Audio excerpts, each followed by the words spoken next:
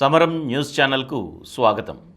ఈనాటి ముఖ్య అంశాలు: 3 రోజులు 60 ప్రశ్నలతో ముగిసిన ఏసీబీ కస్టడీ.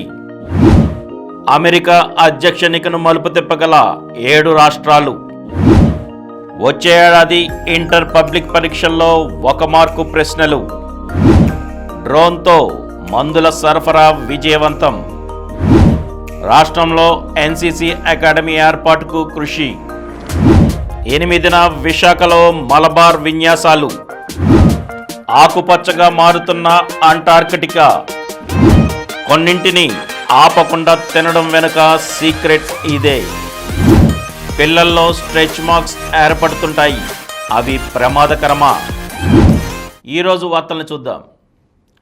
3 రోజులు 60 ప్రశ్నలతో ముగిసిన ఏసీబీ కస్టడీ. ఇసుక కుంభకోణం కేసులో అరెస్టైన గనుల శాఖ పూర్వ డైరెక్టర్ విజి వెంకటరెడ్డిని 3 రోజుల పాటు విచారించిన ఏసీబీ అధికారులు దాదాపు 60 ప్రశ్నలు సంధించారు. Jayaprakash power ventures limited, GCKC, ప్రతిమ ఇన్ఫ్రా సంస్థలకు వేల కోట్ల రూపాయల మేర అనుచిత లబ్ధి కలిగించడం వెనుకున్న అంతిమ లబ్ధిదారు వివరాలు రాబట్టేందుకు అనేక అంశాలపై ప్రశ్నలు అడిగారు. ఈ కుంభకోణంలో 2600 కోట్ల రూపాయల మేర దోచుకున్నట్లు ప్రాథమికంగా తేల్చిన ఏసీబీ దీనికి మూలం ఎక్కడుంది, సూత్రధారులు ఎవరు అనే దానిపైనే ప్రధానంగా ప్రశ్నించింది. ఎవరి ఆదేశాల మేరకు ఈ అక్రమాలకు పాల్పడ్డారో కూపి లాగేందుకు యత్నించింది. వెంకటరెడ్డి మాత్రం పూర్తి స్థాయిలో విచారణకు సహకరించలేదు. ఉన్నత స్థాయి ఆదేశాల మేరకు వ్యవహరించానని చెప్పుకొచ్చారు. కొన్ని ప్రశ్నలకే సమాధానం ఇచ్చి మరికొన్నింటిని దాటవేశారు.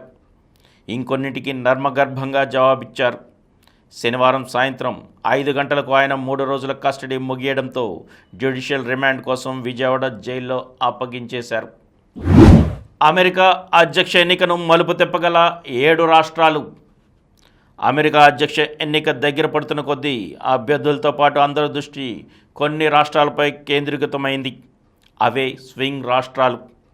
తటస్థ ఓటర్లతో అధ్యక్ష ఎన్నికను ప్రభావితం చేయగల రాష్ట్రాలు కావడమే వీటి ప్రత్యేకత. అంటే అధ్యక్ష ఎన్నికను మలుపు తిప్పగల సామర్థ్యం ఉన్న రాష్ట్రాలని అర్థం.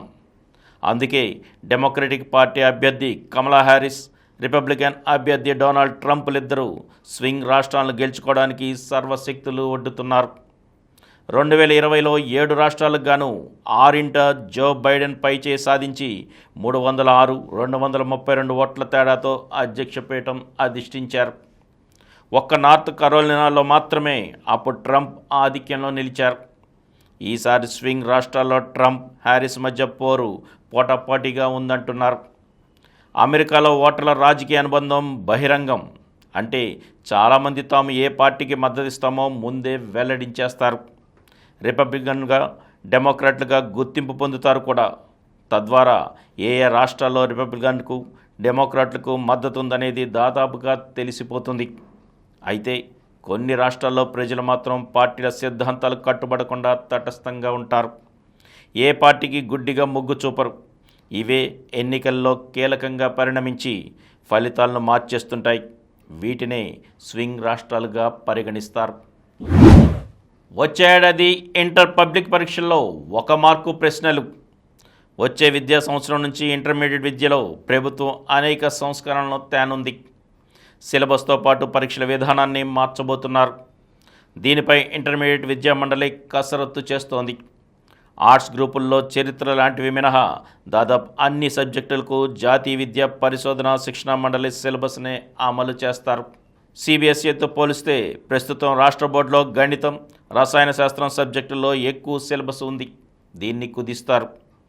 ఉత్తీర్ణత పెంచేందుకు ఇప్పటికే ప్రభుత్వ కళాశాలల్లో ఉమ్మడి పరీక్షలు నిర్వహిస్తున్నారు.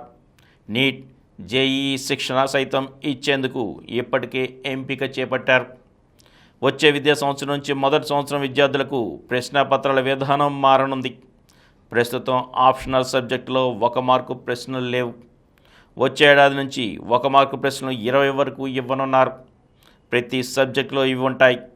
ప్రస్తుతం గణితంలో 2, 4, 7 మార్కుల ప్రశ్నలు ఉండగా భౌతిక, రసాయన, జంతు వృక్ష శాస్త్ర సబ్జెక్టుల్లో 2, 4, 8 మార్కుల ప్రశ్నలు ఉన్నాయి.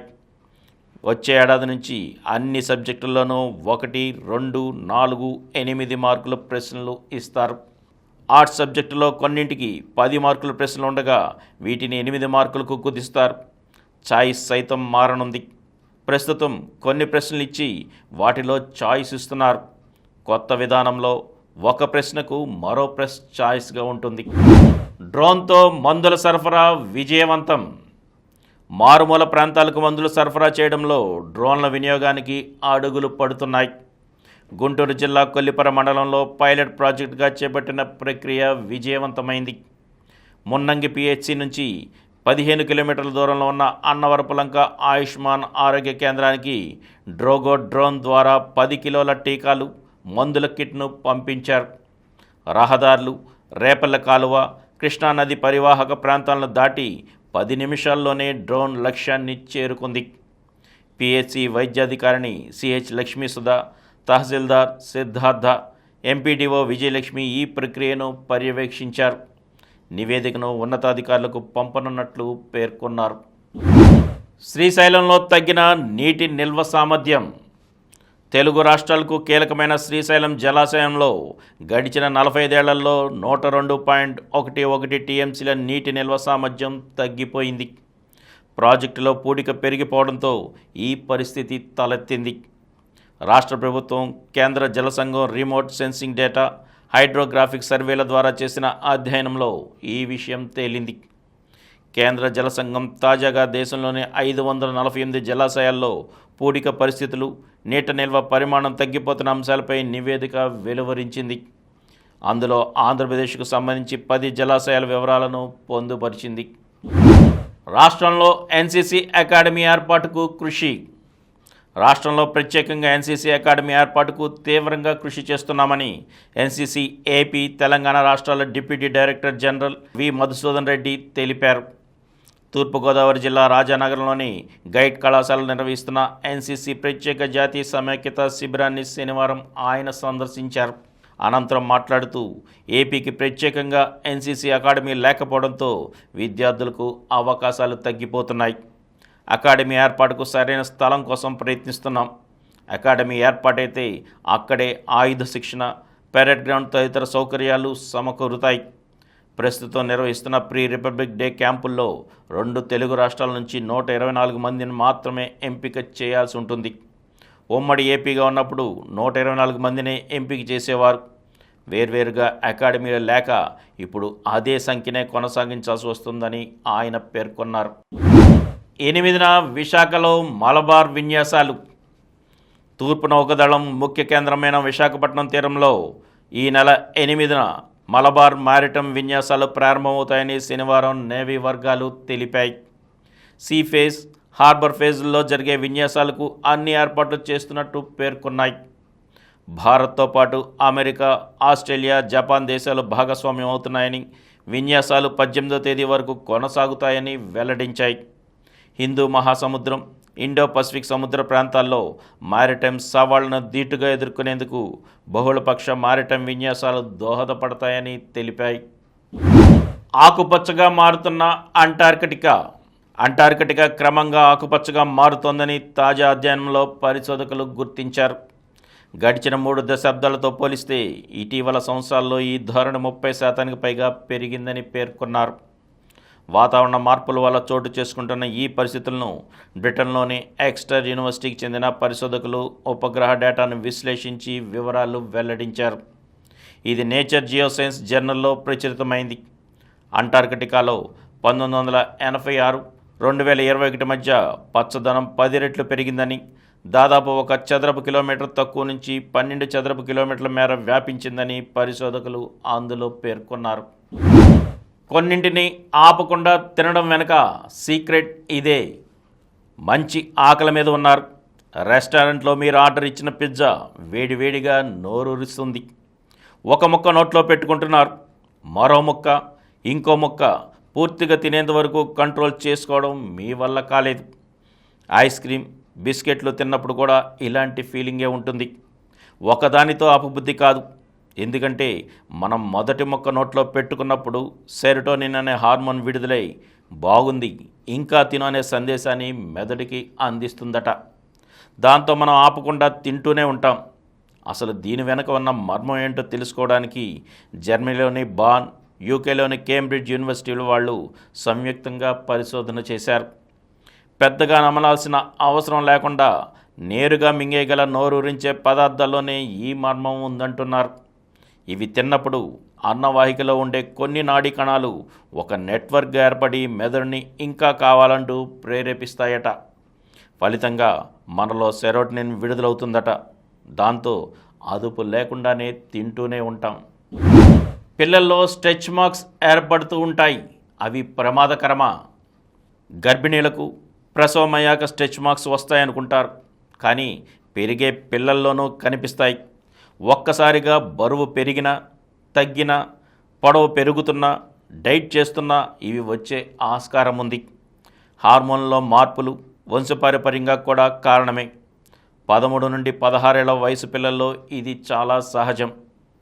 ముదురు ఎరుపు రంగులో మొదలై తెలుపు గీతల్లా మిగులుతాయి.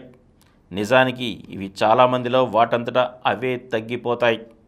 Olive oil, cocoa butter, vitamin E, hyaluronic acid ఉన్న క్రీములు రాస్తే చర్మానికి తేమ అంది సమస్య కాస్త తగ్గుతుంది. రాత్రుల్లో రెటినాయిక్ యాసిడ్ క్రీములు, సిలికాన్ జెల్ రాసి మసాజ్ చేసినా మంచిదే. క్రీములకే పరిమితం కావద్దు. జంక్ ఫుడ్కు దూరంగా ఉంటూ ఏ, సి విటమిన్లు, మినరల్స్, జింక్, సెలీనియం, ఫైబర్ ఉండే ఆహారాన్ని తీసుకోవాలి. అయినా తగ్గకపోతే వైద్యుల్ని సంప్రదించాలి. ఇప్పుడు కొన్ని సంక్షిప్త వార్తలను చూద్దాం. కూటమినెత్తిన ఋషికొండ భారం. 500 కోట్ల రూపాయలు ధారపోసి భవనాల నిర్మాణం. ప్రస్తుతం అంతా ఖాళీ. అయినా లక్షల్లో నిర్వహణ ఖర్చులు. రోజుకు ₹1,00,000 పైనే ఖర్చు అవుతుందని ఇంజనీరింగ్ నిపుణుల అంచనా. శాసనసభ ఎన్నికల్లో హర్యానాలో హస్తం, కాశ్మీర్లో హంగ్. ఎగ్జిట్ పోల్స్ అంచనా. 2029 కల్లా న్యూయార్కు విమానం నడుపుతాం. త్వరలో నూతన ఇంటిగ్రేటెడ్ టెర్మినల్. విజయవాడ అంతర్జాతీయ విమానాశ్రయ అభివృద్ధిపై సమీక్షలో విమానాశ్రయం అభివృద్ధి committee chairman MP Vallabhaneni Balashowry వెల్లడి. నదీ తీరాన పర్యాటక శాఖ భారీ కార్యక్రమం. దసరా నేపథ్యంలో కృష్ణానది ఒడ్డున పున్నమి ఘాట్ వేదికగా ఏపీ పర్యాటక శాఖ అధికారులు భారీ కార్యక్రమం నిర్వహించేందుకు ఏర్పాట్లు చేస్తున్నారు.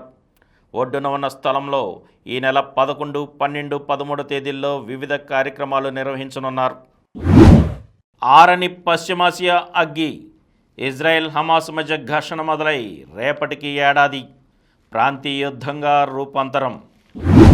టీ20 ప్రపంచ కప్లో పాక్తో భారత అమ్మాయిల పోరు నేడు. లంకపై ఆసీస్ విజయం. మహిళల టీ20 ప్రపంచ కప్లో డిఫెండింగ్ ఛాంపియన్ ఆస్ట్రేలియా అదరగొట్టింది. శనివారం తన తొలి మ్యాచ్లో 6 వికెట్ల తేడాతో శ్రీలంకను ఓడించింది. బంగ్లాదేశ్తో భారత్ తొలి టీ20 నేడే రాత్రి 7 గంటల నుంచి ప్రారంభం. ముంబై 27 ఏళ్ల తర్వాత ఇరానీ ట్రోఫీ కైవసం. రెస్ట్తో ఫైనల్లో డ్రా. ఆసియా యూత్ ఆర్చరీ ఛాంపియన్షిప్లో భారత ఆర్చరీ జట్టుకు రజతం. ముఖేష్కు కాంస్యం. ఐఎస్ఎస్ఎఫ్ జూనియర్ ప్రపంచ షూటింగ్ ఛాంపియన్షిప్లో తెలుగు తేజం ముఖేష్ నెలవల్లి జోరు కొనసాగిస్తున్నాడు. ఇప్పటికే 4 స్వర్ణ పతకాలు కైవసం చేసుకున్న ఈ గుంటూరు కుర్రాడు మరో కాంస్యాన్ని కూడా ఖాతాలో వేసుకున్నాడు. శనివారం పురుషుల 25 మీటర్ల స్టాండర్డ్ పిస్టల్ ఈవెంట్లో ముఖేష్ 568 పాయింట్లతో 3వ స్థానంలో నిలిచాడు. మరిన్ని వార్తా విశేషాలతో రేపటి సమరం న్యూస్ ఛానల్లో కలుద్దాం. Thank you. ప్రతిరోజు వార్తా విశేషాల కోసం అనతి కాలంలోనే 20 కోట్ల వ్యూస్ సాధించిన సమరం ఛానల్ సమర్పించు సమరం న్యూస్ ఛానల్కు సబ్స్క్రైబ్ చేయండి, లైక్ చేయండి, మీ ఫ్రెండ్స్కి షేర్ చేయండి. అలాగే ప్రక్కనున్న గంట సింబల్ని ప్రెస్ చేయడం మర్చిపోకండి. Please download Samaram Channels app from Google Play Store and watch your favorite channels. Click the bell icon and subscribe to the channels.